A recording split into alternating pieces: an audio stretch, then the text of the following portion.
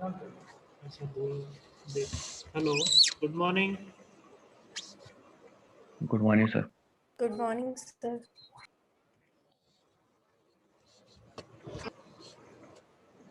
चलिए वेट करते हैं 2 मिनट सभी के कनेक्ट होने का।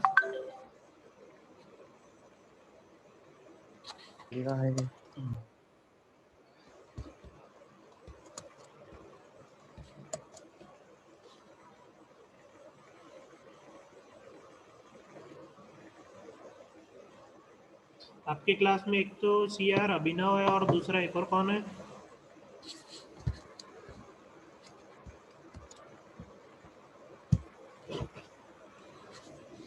और कोई है कि नहीं है? एक ही है।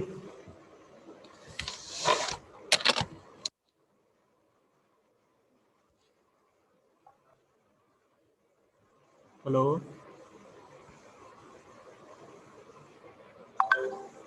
आवाज आ रही है मेरी? Yes sir. Yes sir. हाँ, आस्था आप हो क्या? अरे सर सीआर तो नहीं है, बाकी रिस्पॉन्सिबिलिटीज लेते हैं सीआर टाइप। Okay okay. तो एक्चुअली वो लास्ट टाइम मैंने अभिनव को बोला था ना अटेंडेंस के लिए, बट वो ऑलरेडी दूसरे कुछ सब्जेक्ट्स की कर रहा है। यस सर, वो बोल तो रहा हम था पहले, कि लाइक सर को कहा था ऐसा वाला। हाँ ठीक है, तो मैं आपके साथ शेयर कर दूंगा, मुझे आपकी मेल आईडी व्हाट्सएप कर देना। Yes sir. ठीक है। चलिए, लास्ट क्लास में कोई ऐसा है जो फर्स्ट क्लास अटेंड कर रहा है अभी जो कनेक्टेड है? इनमें से कौन ऐसे हैं जो फर्स्ट क्लास लास्ट क्लास में नहीं था?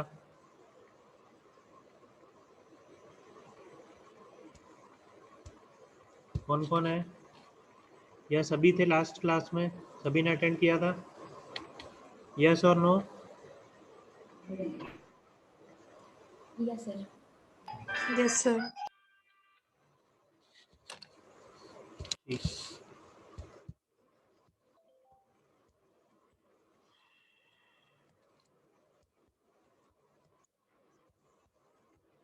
पीपीटी शेयर कर लेता हूँ मैं।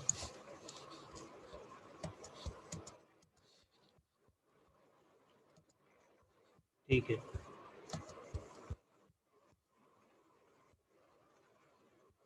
एक बार सभी लोग कैमरा ऑन करके मुझे दिखा दीजिए।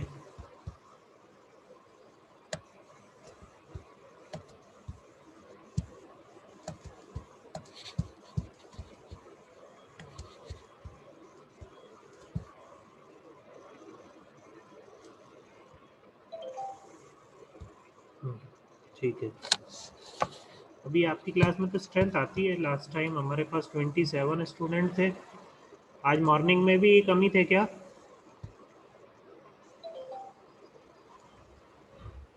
यस सर, 20 थे। 13 हुए ना?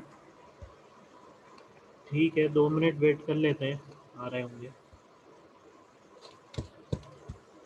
फिर स्टार्ट करते हैं।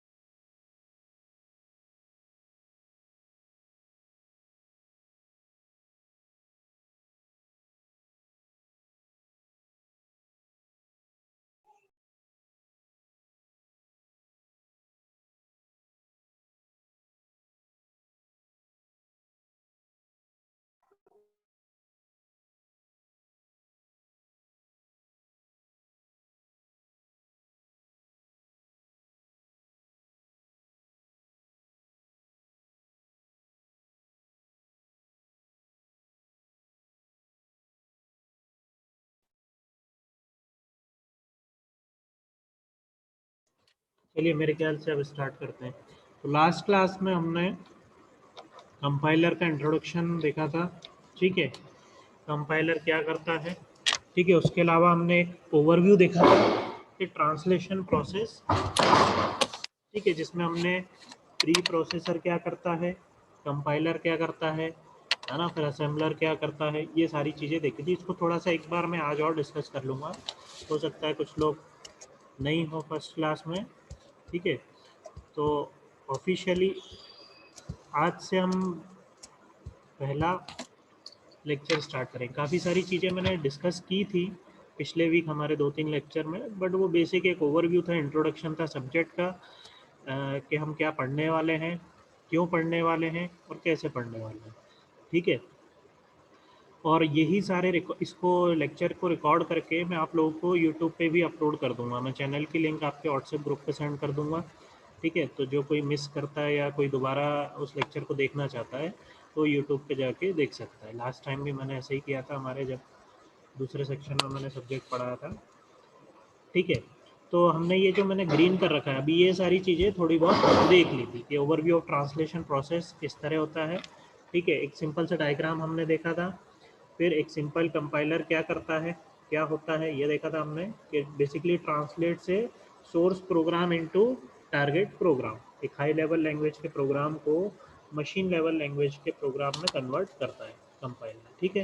फिर difference between interpreter, assembler and compiler, ये हम आज भी देखेंगे, ठीक है। एक बेसिक ओवरव्यू हमने पिछले लेक्चर में भी देखा था, आज भी देखेंगे। फिर overview and use of linker end loader.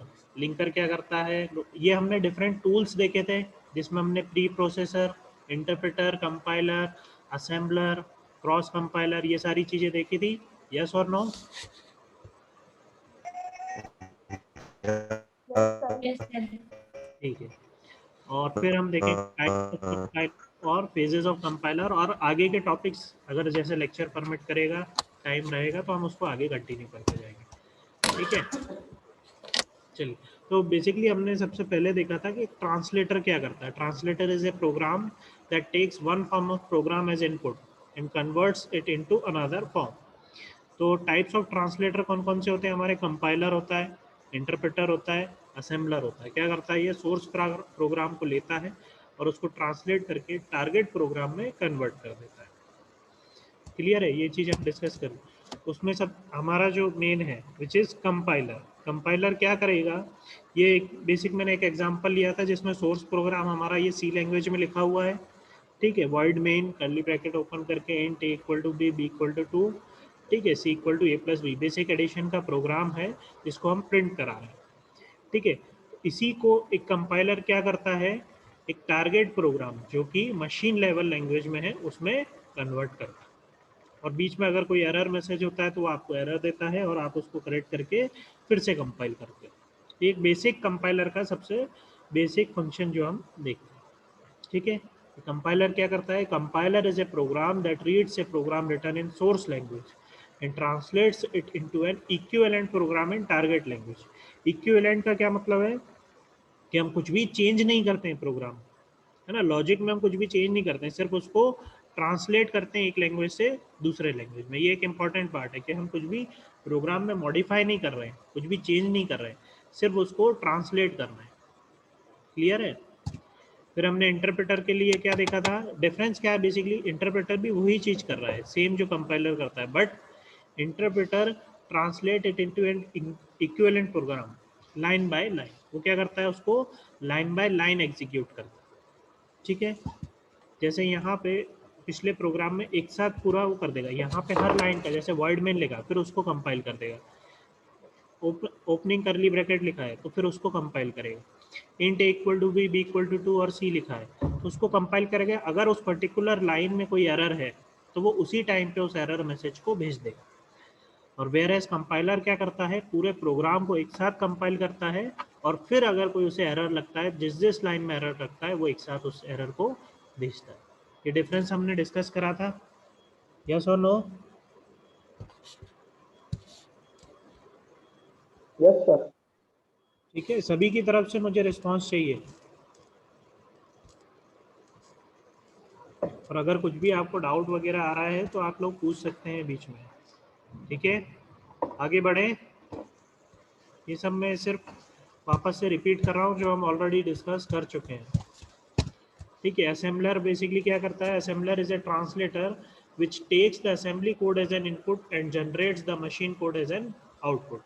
Again ये भी एक ट्रांसलेटर है जो क्या करता है, कैसे कोड को कन्वर्ट करता है? असेंबली लेवल लैंग्वेज के असेंबली कोड को बेसिकली टारगेट मशीन कोड में कन्वर्ट करता है। ठीक है, तो कंपाइलर के लिए मैंने आपको दो चीज़ें बताई थी कि कंपाइलर क्या करता है, या तो असेंबली कोड जनरेट करेगा या फिर directly target machine code generate करेगा। वो डिपेंड करेगा कि कौन सा कंपाइलर हम यूज़ कर रहे हैं और उसका क्या फंक्शन है। ये मैं डिस्कस किया था लास्ट क्लास में, यस और नो? Yes sir. क्योंकि कहीं कहीं आपको दिखेगा कि कंपाइलर जनरेट कर रहा है असेंबली कोड, तो कहीं कहीं पे आपको दिख सकता है कि कंपाइलर जनरेट कर रहा है डायरेक्ट मशीन कोड। तो वो हो सकता है उसके अंदर इनबिल्ट हम असेंबलर कर सकते हैं किसी किसी मशीन्स में, किसी किसी सिस्टम्स, या डिपेंड करेगा कि कैसा उसको बनाया गया है। ठीक है, फिर नेक्स्ट एक डिस्कस करते हैं, एक बेसिक एग्जांपल लेते हैं ओवरव्यू का कि यूज़र राइट्स क्या करता है, एक सी प्रोग्राम को लिखता है सी लैंग्वेज में, फिर C compiler compiles the program and translates it into assembly program and an assembler then translates the assembly program into machine code. ये सेकेंड और थर्ड पॉइंट जो है वो आपके एक साथ भी हो सकते हैं, जैसे यहाँ पे अलग अलग मेंशन है कि वो असेंबली प्रोग्राम में कन्वर्ट करेगा और फिर असेंबलर उस असेंबली प्रोग्राम को मशीन कोड में कन्वर्ट करेगा। तो ये सेकंड और थर्ड पॉइंट एक ही बार में कंपाइलर भी कर सकता है, वो डिपेंड करेगा कंपाइलर पे। ठीक है, a linker tool is used to link all the parts of the program together for execution. ये भी हमने डिस्कस करा था कि लिंकर क्या करता है कि अगर आपके प्रोग्राम में या आपके जो जिस प्रोग्राम को आपको रन करना है वो डिफरेंट एग्जीक्यूटेबल डिफरेंट फाइल से मिलकर बना है, तो लिंकर क्या करेगा, उन सारी फाइल्स को एक साथ ज्वाइन करेगा और फिर एक एग्जीक्यूटेबल फाइल जनरेट करेगा जो कि मशीन पे रन होगी। और लोडर क्या करेगा, loader loads all of them into memory and then the program is executed. इसका भी एक एग्जांपल मैंने डिस्कस किया था कि आप कोई भी सॉफ्टवेयर को इंस्टॉल करते हो, कोई भी एक सेटअप रहता है उसको इंस्टॉल करते हो, तो आप उसकी रूट डायरेक्टरी में जाके देख सकते हैं कि there are multiple files available. हमारे सिस्टम में जहाँ पे वो फाइल एक्सट्रैक्ट हुई होगी, जब आपने उस सॉफ्टवेयर को रन करके उसको सेटअप को रन किया होगा, तो वो बहुत सारी फाइल्स एक्सट्रैक्ट हुई होंगी, और जब वो सारी फाइल्स एक साथ कंबाइन होके रन होती हैं तब वो सॉफ्टवेयर रन होता है। यस और नो? पता है कि नहीं है सभी को? Yes sir. सभी को क्लियर है ये? Yes sir. मुझे सभी की तरफ से रिस्पांस चाहिए, नहीं तो फिर मैं फुल टाइम वीडियो ऑन और माइक ऑन कराऊं। क्या चाहते हो आप लोग?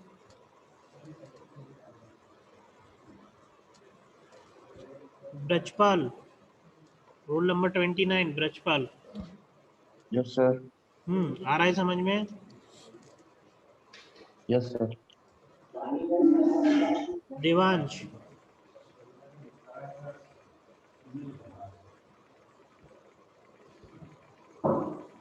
देवांश। Yes sir.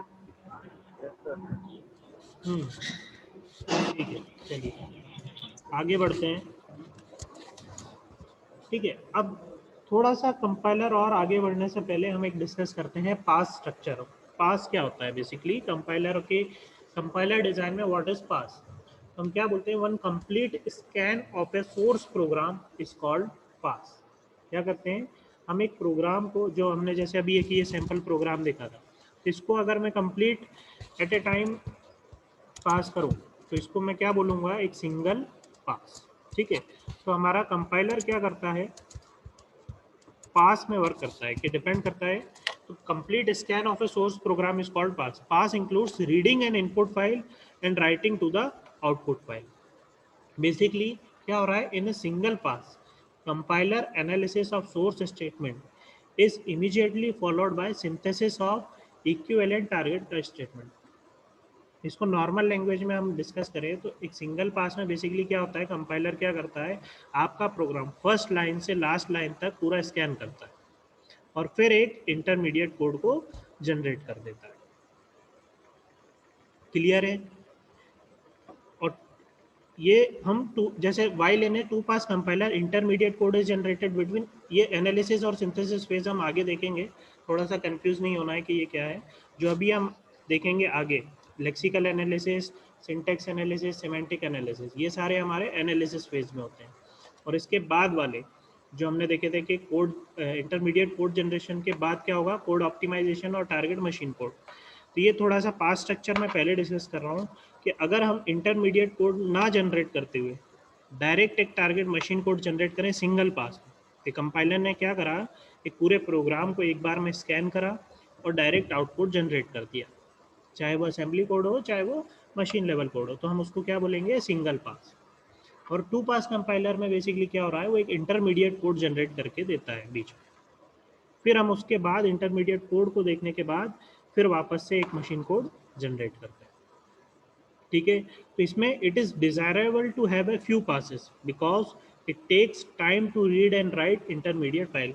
ऑब्वियसली अगर आप ज़्यादा पासेस रखोगे तो बार बार इंटरमीडिएट फाइल को आपको फिर से रीड और राइट करना पड़ेगा।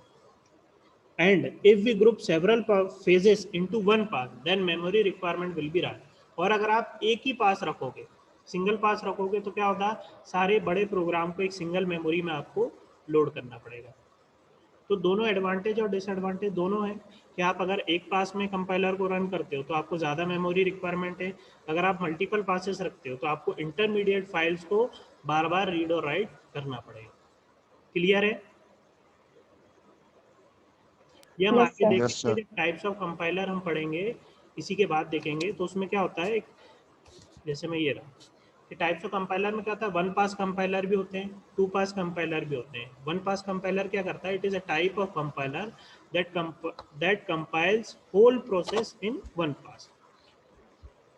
विच प्रोसेस, कंपाइलर की प्रोसेस क्या होती है कि एक टारगेट सोर्स प्रोग्राम को इक्विवेलेंट मशीन या इक्विवेलेंट टारगेट प्रोग्राम में कन्वर्ट करना, ये उसकी प्रोसेस है। अब उसको वो एक ही बार में कर दे पूरा कंपाइल, तो हम क्या बोलते हैं, वन पास कंपाइलर। अगर उसको वो दो बार में करे, that is two pass. It is a type of compiler that compile whole process in two pass. वो क्या करता है, एनालिसिस फेज जो है, जैसे उस कंपाइलर क्या करता है, हमने डिफरेंट फेजेस देखे थे, ये वाले कि लेक्सिकल, यहाँ पे ये वाला प्रोसेस करेगा, सिंटेक्स एनालाइज करेगा, सिमेंटिक एनालाइज करेगा, और फिर इंटरमीडिएट कोड जनरेट करेगा, तो ये कहलाएगा एक वन पास। फिर सेकंड पास में क्या करेगा, वो कोड को ऑप्टिमाइज करेगा और फिर टारगेट मशीन करेगा, ये होगा टू पास। और सिंगल पास में क्या होता है, पूरा प्रोसेस एक ही बार में वो एग्जीक्यूट करेगा। आया डिफरेंस आप लोगों को समझ में, one pass and two pass compiler? Yes, sir. Clear है सभी को? Yes, sir. ठीक है,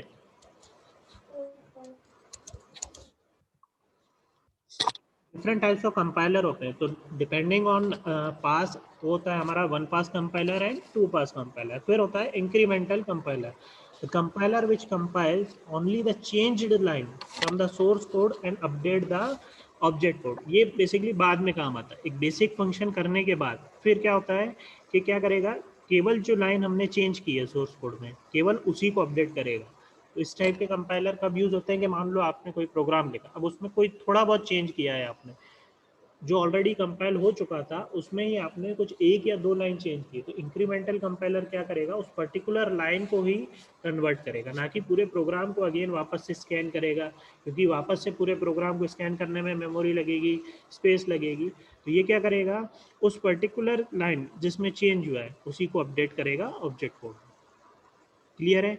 फिर होता है हमारा native code compiler, compiler use to compile a source code from a same type of platform only. Windows पे है तो विंडोज पे ही रन करेगा, है ना, उबुंटू है तो उबुंटू पे ही रन करेगा। ठीक है, same type of plot. Cross compiler जो है source code for a different kinds of program, कि आपने अगर विंडोज पे कोई प्रोग्राम को लिखा है तो आपको उसको लिनक्स पे रन करना है, क्रॉस कंपाइलर उसके लिए आपको यूज करना पड़ेगा। These are some of the types of compiler. Clear है? क्लियर है सभी को? Yes, sir. ये पीपीटी मैं आप लोगों के साथ Sir. व्हाट्सएप ग्रुप पे भी शेयर कर दूंगा, लेक्चर 1 वाली भी, जिससे पहले लेक्चर्स लिए थे जिसमें हमने डिफरेंट टूल्स देखे थे, और आज वाली भी, और वीडियो भी मैं अपलोड कर दूंगा यूट्यूब। ठीक है, बट अगर किसी को कोई डाउट अभी समझ में नहीं आ रहा है तो पूछ लीजिए, अगर बाद में आता है तो फिर वो लेक्चर रेफर कर लिया और नेक्स्ट लेक्चर में पूछ। क्लियर है? चलिए, अब हम डिस्कस करेंगे different phases of compiler. Basically अब हमने ये तो बात की थी एक बेसिक डेफिनेशन कंपाइलर की कि वो क्या करता है, सोर्स प्रोग्राम को जो एक यूज़र लिखता है, जो कि हम लिखते हैं, जैसे सी लैंग्वेज में लिखते हैं, C++ में लिखते हैं, जावा में लिखते हैं, जो भी आप हाई लेवल लैंग्वेज का यूज़ करके एक प्रोग्राम को लिख रहे हो उसको हम क्या बोल रहे हैं, सोर्स प्रोग्राम।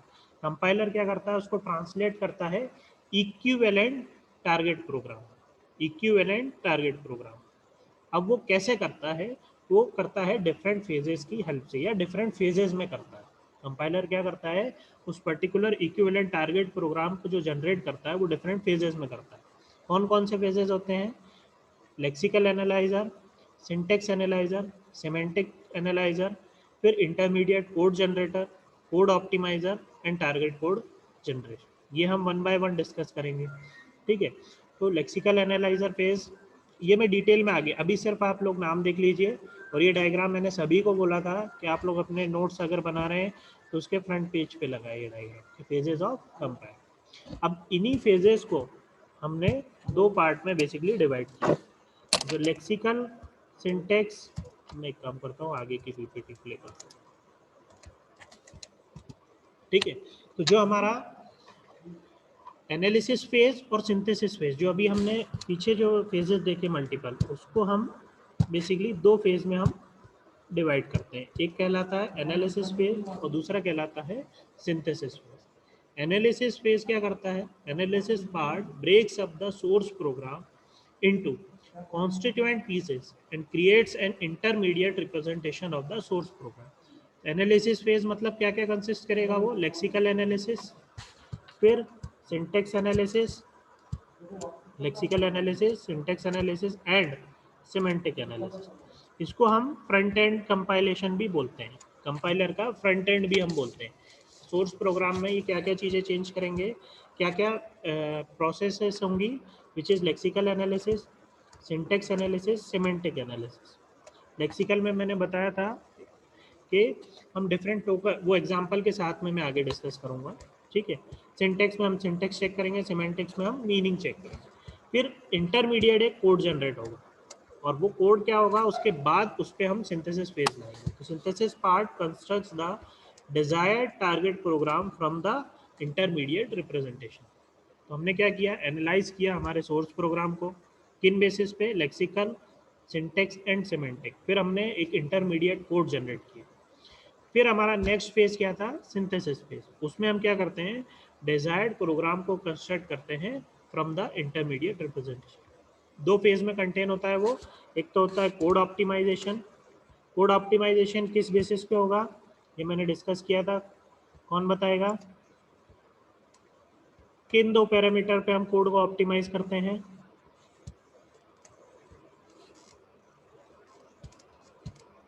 स्पेस कॉम्प्लेक्सिटी और टाइम कॉम्प्लेक्सिटी। रन टाइम और मेमोरी के एलोकेशन पे। मेमोरी एंड स्टोरेज, है ना, टाइम एंड स्पेस, दो चीज़ों के बेसिस पे हम कोड को ऑप्टिमाइज करते हैं कि हमारा कोड जो हमने कन्वर्ट किया है या जो मैंने ट्रांसलेट किया सोर्स प्रोग्राम को मशीन में, वो कितनी मेमोरी लेगा रन होने के लिए, है ना। दो चीज़ें होती हैं हमारे सिस्टम में, रैम और रोम। रैम मतलब कितनी मेमोरी चाहिए उसको एग्जीक्यूट होने के लिए, और रोम मतलब कितनी स्पेस उसको चाहिए एक सिस्टम में उसको स्टोर करने के लिए। ठीक है, तो दो चीज़ें होती है हमारे किसी भी चीज़ से लेकर, प्रोग्राम हो चाहे सॉफ्टवेयर हो चाहे कोई सी भी फाइल हो, उसमें दो ही चीज़ें होती हैं, एक फाइल को स्टोर करना और उस फाइल को एग्जीक्यूट करना। इसके अलावा और कोई दूसरी चीज, तीसरी चीज़ होती है कि हमारे सिस्टम में जो जो हमारा सिस्टम परफॉर्म करता है उस पर्टिकुलर फाइल के ऊपर, नहीं।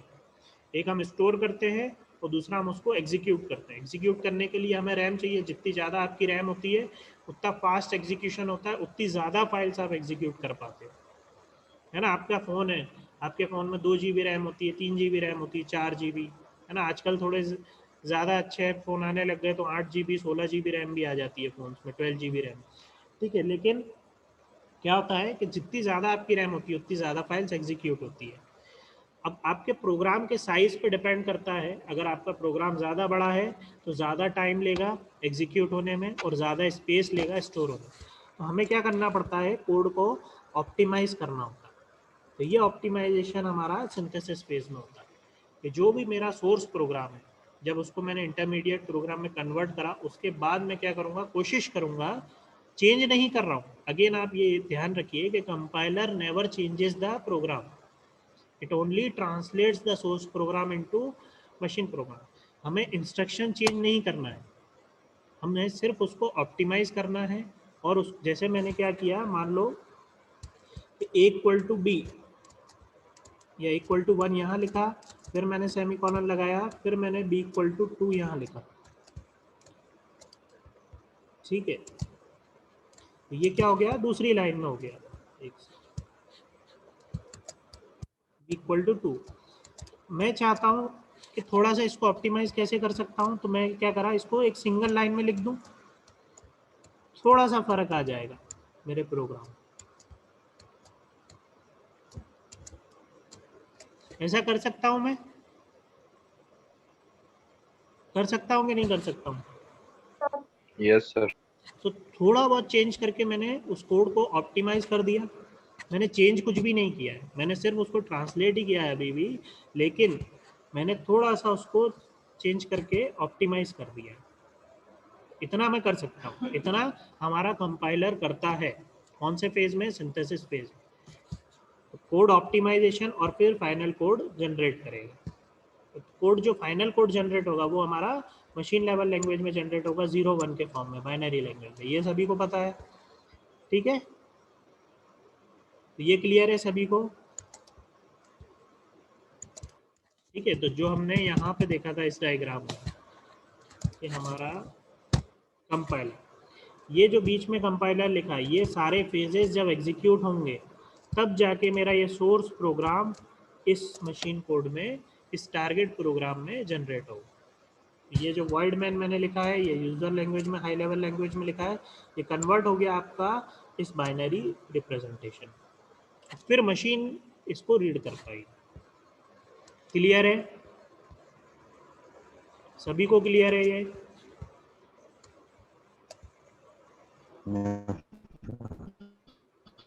यस और नो? मुझे सभी की तरफ से रिस्पॉन्स चाहिए, यस और no? Yes, sir. Yes, sir. ठीक।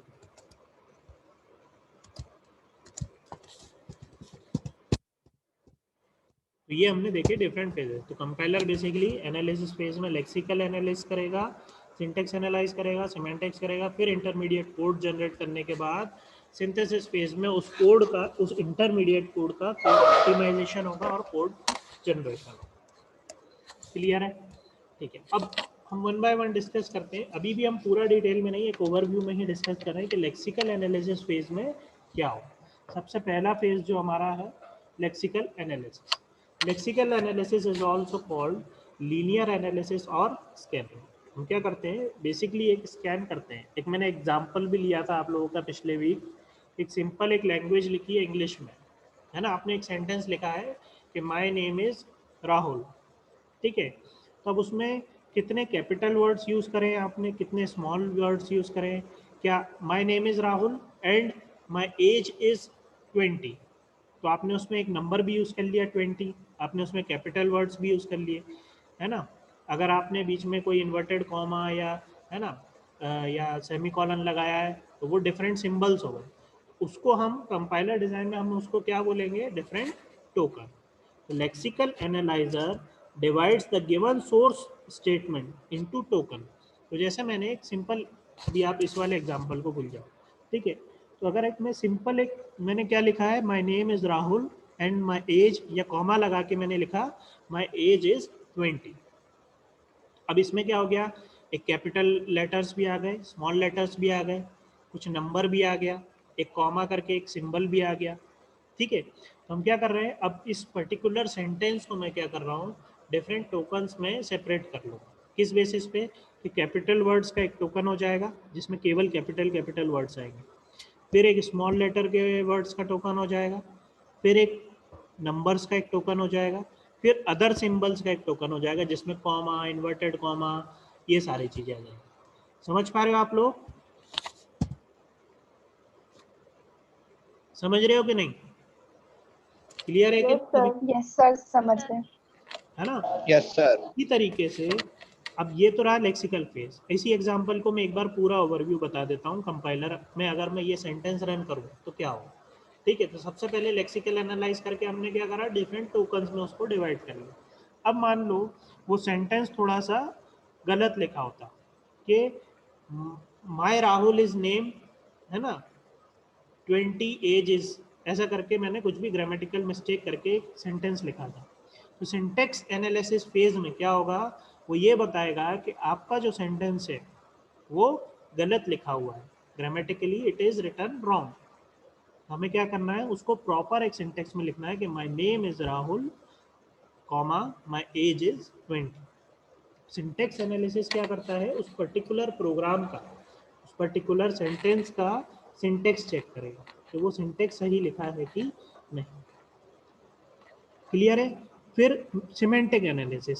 सिमेंटिक एनालिसिस क्या करता है, अब जैसे फॉर एग्जांपल उसी सेंटेंस में मैंने लिखा होता माय नेम इज कुछ भी, माय नेम इज चेयर या माय नेम इज टेबल। तो सिमेंटिकली आपको मालूम है एक मीनिंगफुल सेंटेंस में कि एक ह्यूमन बीइंग का नाम चेयर या टेबल नहीं हो सकता।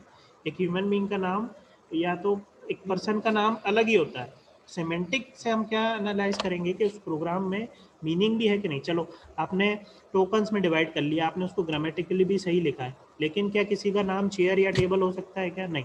तो उसी तरह हमारे कोड में अगर हमने किसी वेरिएबल को कोई वैल्यू दी है तो क्या वो कौन से डेटा टाइप में दिए, इंट में दिए, फ्लोट में दिए, या प्रॉपर उसके आउटपुट जो जनरेट हो रहा है वो किस टाइप का है, वो हमने प्रॉपरली दिया है कि नहीं, तो वो सिमेंटिक एनालिसिस फेज में डिटेक्ट हो। क्लियर है? तो ये 3 फेज का मैं एक एग्जांपल लेकर डिस्कस करते हैं हम। तो जैसे ये एक प्रोग्राम दिया है, क्या example, position is equal to initial plus rate into 60। ठीक है, ये एक सिंपल से एक स्टेटमेंट दिया हुआ है, उसको आप क्या करेंगे, हम डिफरेंट टोकन्स में ग्रुप कर लेंगे। तो पोजीशन क्या है, एक आइडेंटिफायर है, इनिशियल एक आइडेंटिफायर है, रेट एक आइडेंटिफायर है, इक्वल टू क्या है, एक असाइनमेंट सिंबल है, प्लस सिंबल है, ये ऑपरेशन सिंबल होगा।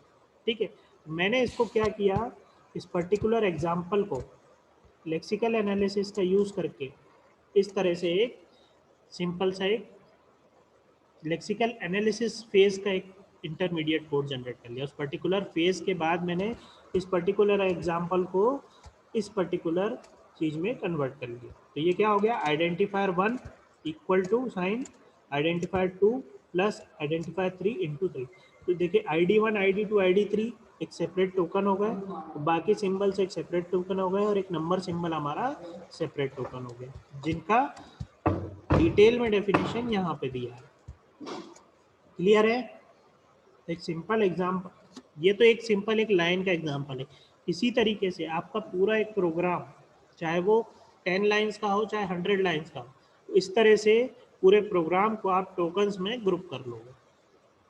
क्लियर है?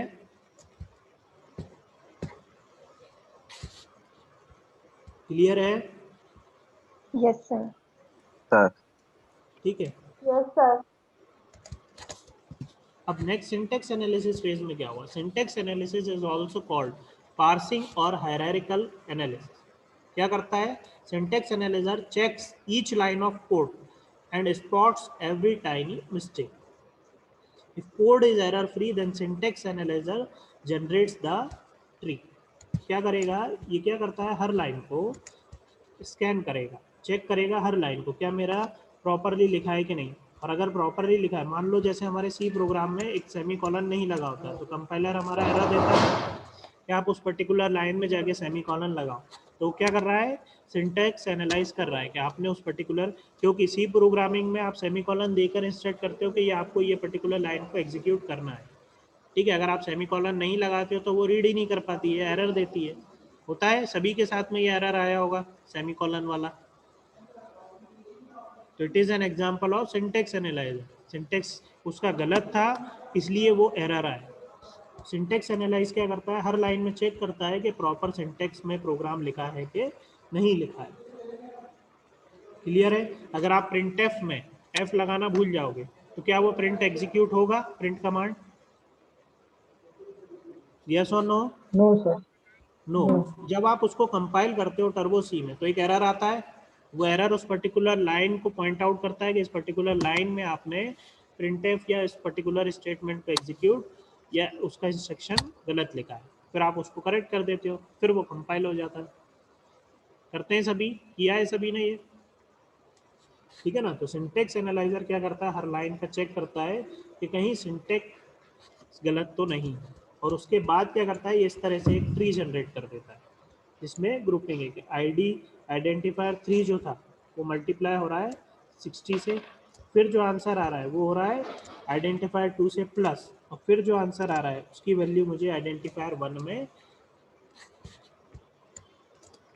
दे देनी है। ठीक है? क्लियर है? बढ़े आगे? क्लियर है कि नहीं? यस और नो? Yes sir. ठीक है। अब सिमेंटिक एनालिसिस क्या करेगा, semantic analyser determines the meaning of a source string. क्या मीनिंग है उसका? ठीक है, ये जैसे it performs following operation, matching of parenthesis, है ना, एक्सप्रेशन में पैरेंथेसिस की मैचिंग करेगा कि ओपनिंग लगाया तो क्लोजिंग लगाया है कि नहीं, इफ एल्स स्टेटमेंट में इफ एल्स क्लोज किया है कि नहीं, performing arithmetic operation that are type compatible. जैसे अब कोई किसी चीज़ से आप मल्टीप्लाई करोगे तो हो सकता है कि थोड़ा वैल्यू उसकी पॉइंट में आ जाए, है ना, या 0.0 भी लग सकता है, तो वो फिर डेटा टाइप मैच हो रहा है कि नहीं। जैसे यहाँ पे किसी चीज़ से मल्टीप्लाई होने के बाद, आइडेंटिफाई 3 से मल्टीप्लाई होने के बाद हो सकता है वैल्यू पॉइंट में आती, पॉइंट में आती मतलब कौन सा डेटा टाइप चाहिए हमको, फ्लोट चाहिए। तो यहाँ पे हमने क्या दे रखा है, इंट, तो हमें क्या करना पड़ेगा, इससे इंट टू रियल में डिफाइन करना पड़ेगा या कन्वर्ट करना पड़ेगा। ठीक है, तो इस 60 को मुझे 60.0 में कन्वर्ट करना पड़ेगा। ये किया है सभी ने? सभी समझ पा रहे हैं कि नहीं? Yes sir.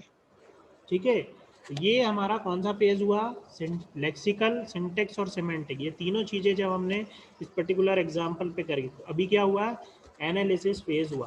इसके बाद होगा हमारा इंटरमीडिएट कोड जनरेशन, ये हम आगे की क्लास में डिस्कस करेंगे, मीटिंग एंड होने वाली है। एक बार सभी कैमरा ऑन कर लीजिए।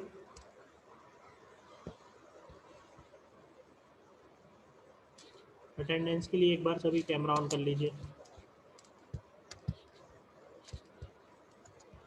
किसी को कुछ डाउट तो नहीं है? No sir. ये मैं दोनों पीपीटी शेयर भी कर दूंगा आप लोगों के साथ में, ठीक है?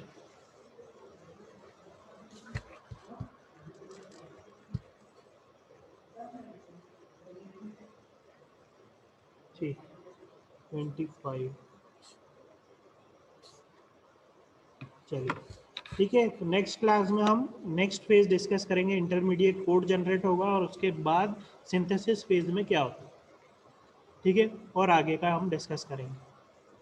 ठीक है, इसमें कौन कौन सी टेक्निक यूज़ होती है सिंटेक्स एनालिसिस के लिए, सिमेंटिक एनालिसिस के लिए, वो हम डिस्कस करेंगे, है ना। जैसे एल आर पार्सिंग होता है ना, एल आर होता है, वो डिफरेंट टाइप्स ऑफ पार्सिंग्स होती हैं, वो हम डिस्कस करेंगे आगे के लेक्चर्स में। ठीक है, ये जो डिफरेंट फेजेस हैं इन्हीं के बेसिस पे आगे की आपकी यूनिट्स डिवाइड है।